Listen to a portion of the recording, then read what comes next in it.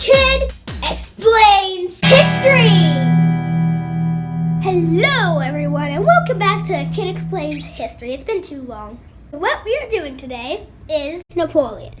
You might think you already know a few things about him, like he was really short, which isn't actually true, or he was French, but he wasn't. He was born in Corsica. Or do you like to do this? Okay, that one's true. He did actually do that.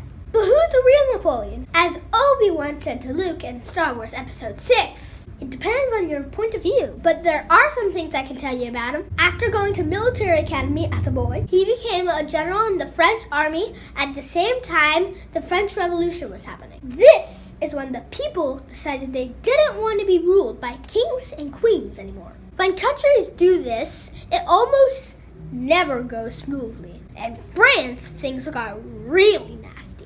Thousands of rich people were literally getting their heads cut off with one of these. Instead of putting one man in charge, France decided to have 5 men share power, and a government called the Directory. Lots of royalists inside and outside France wanted to put things back the way they were. So the Directory spent the next few years fighting wars with them. Napoleon became one of their most famous generals, winning battles in northern Italy and against the British in Egypt. But the Directory didn't run things very well and became kind of weak. So Napoleon joined some other people to throw the Directory out and make up a whole new government called the Consulate. This time, 3 men would run things. He didn't want to share power though. Pretty soon he made himself first consul. So if you're keeping up, we've gone from 5 people running things to 3 to 1.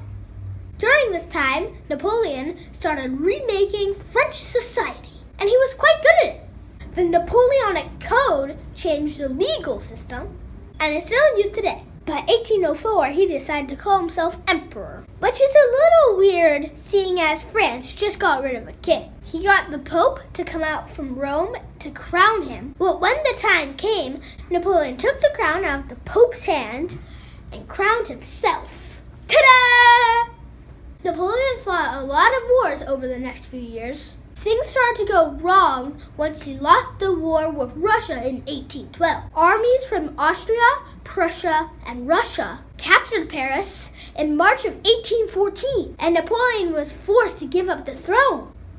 Aww. The coalition leaders sent him to live on an island off the coast of Italy called Elba. After less than a year, though, Napoleon escaped, and with thousands of supporters, began something that came to be known as his 100 Days Campaign. Napoleon's comeback came to a screeching halt at a place called Waterloo, and that was it. He was done. This time, the British sent him to one of their islands in the South Atlantic Ocean. In other words, far, far away. He died there on May 5th, 1821, most likely from stomach cancer.